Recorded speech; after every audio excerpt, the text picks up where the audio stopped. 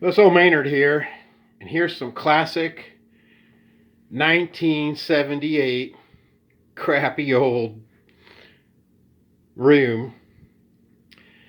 This is a house up in the mountains in a resort area. I've had it for a couple of years, never got to this room.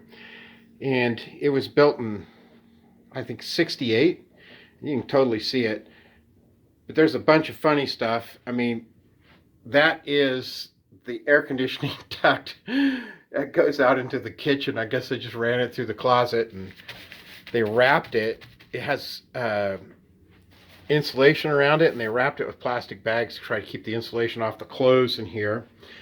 And this was used as a bedroom. No more. This house has too many bedrooms as it is. It's got like 4 bedrooms, and this is right off of the entry into the house. And this wall has got to go. That's got to go. All of this crap's got to go. I mean, I don't know what they were thinking. Now, I've done a lot of work in the rest of the house, and this is the entry, and you think I'd have done it first, but it's least important to me. I got the bathrooms done, and the bedrooms done, and the kitchen done. Now we're going to deal with this monstrosity. This piece of furniture here is important because I'm going to use that later, and I'm going to show you how. And I bought this at a kind of an auction specifically for this. I had this in mind. So I'm going to show you how I'm going to use that. I just slid it in here. It's been in here. Like I said, I've had the place almost 2 years. And I've just been using this room as kind of a catch-all. But no more. I'm going to clean it up, and it's going to be an entry foyer. So let's take one last look at the ugliness. Oh, and you got to love the popcorn ceiling. Delicious.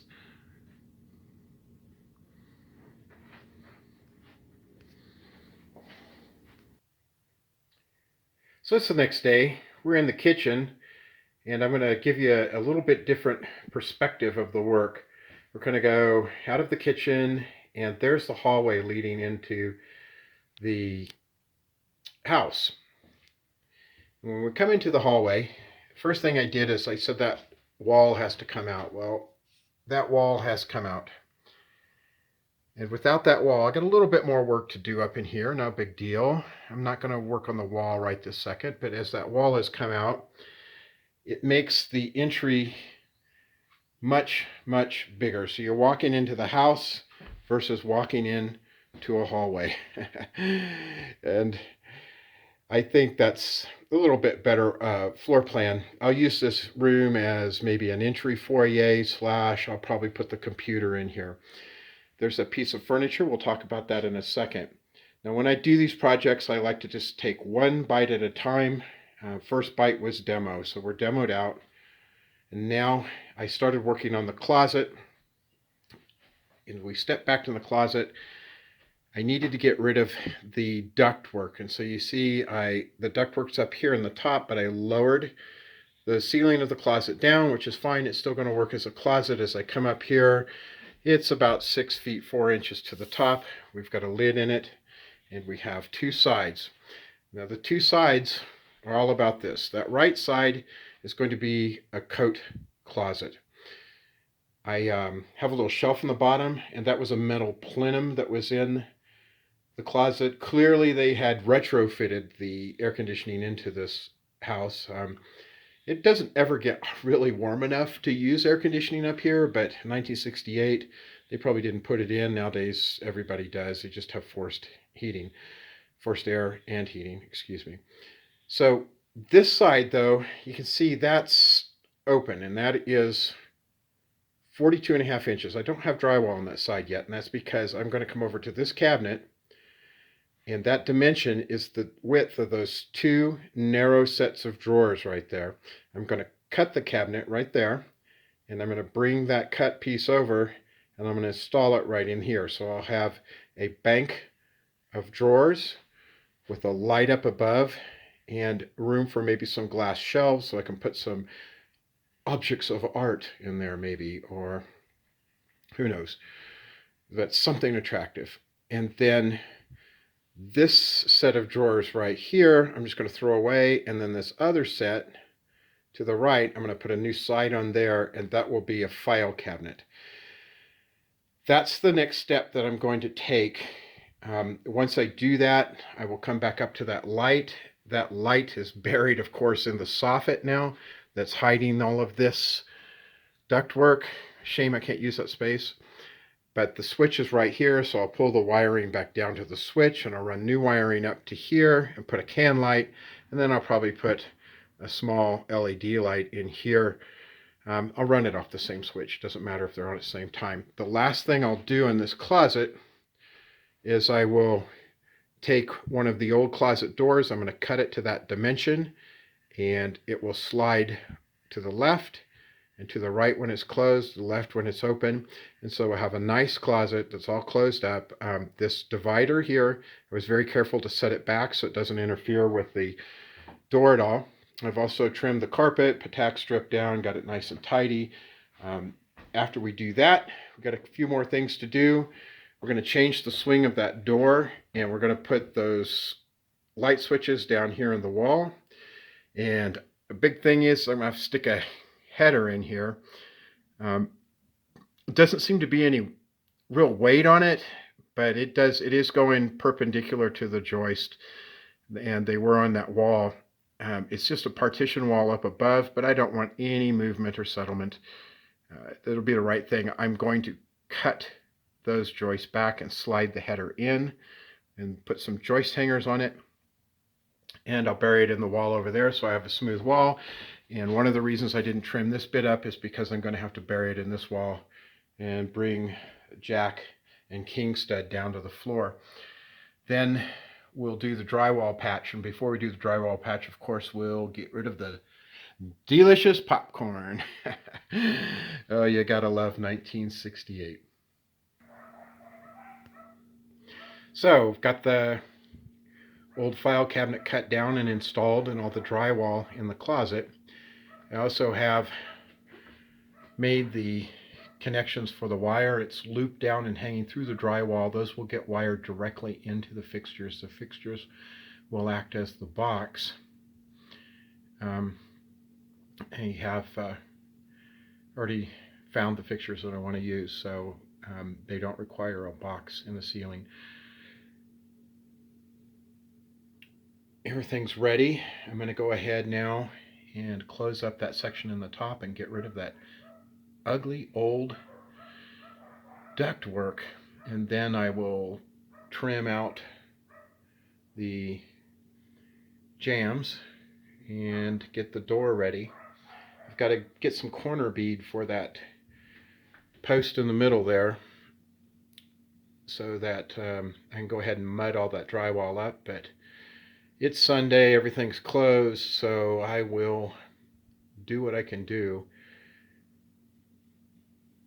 Probably pick that corner bead up tomorrow and get it drywalled this week in the evenings.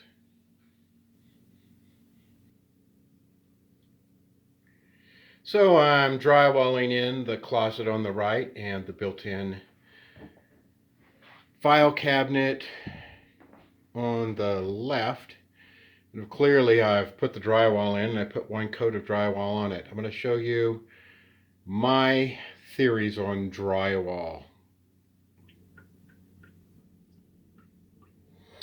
So the first thing I'll tell you about drywall from my point of view is the less drywall mud, the better. I put on is just enough to barely cover anything. I'd personally rather put on 5 thin coats than 2 thick coats and sand it in between. The sanding is miserable. And so I don't have a lot of old bumps and stuff to sand out when I put drywall on, because I put it on really thin. And the guys who do this for a living every day, they put it on very thin too, but they put on very quick, thin coats with very little sanding. But I don't even sand. I have this. This is a sponge float that you would use to put stucco on the outside of your house. And it's just abrasive enough that if you get it sopping wet and you have a nice thin coat, you can just rub it out. Ooh, it's all rubbed out. Feels good. And it gets rid of any of the little burrs or bumps that were there.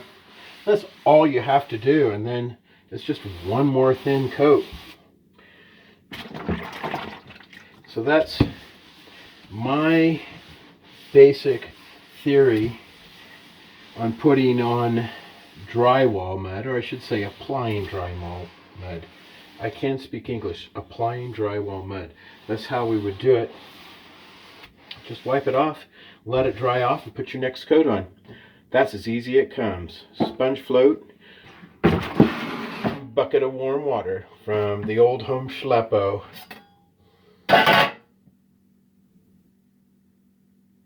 So, got the drywall all finished out. And I installed this door. This was an old door. I cut it down.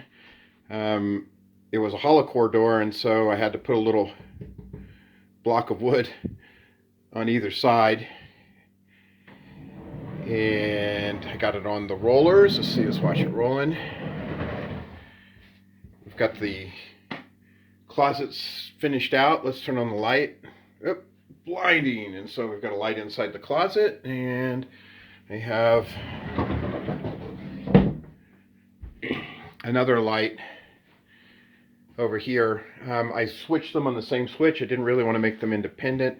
The door fits clean enough that there's no light sneaking out of there. So when I put my radioactive mutant child in there, nobody will know because there'll be no light emitting from it. The door fits nice. Still have to trim around the door, but I'm going to do that when I do all the trim on the room. I'll do it all at once. So I'm really done with this section of the room, this first little bite, and I'm ready to turn it to another. So this cabinet that I cut down, I still have another couple pieces of it, and I'm going to come over to here, to this side of the room, and right here in this corner I'm going to build in a computer desk so that when I walk into the house, which I'm right at the front door now, this will be an entry foyer, coat closet. I'm going to have a nice stuffed chair in here so I can sit down and put on my shoes. And the computer will be in here, so I don't have to go downstairs to the basement where it is now. The basement's nice, it's finished out, but it'd be nicer to have it upstairs where I can stay closer to all the action in the house. So that'll be the next bite, is to build that built-in desk, computer desk, and I'm going to have a built-in file cabinet too.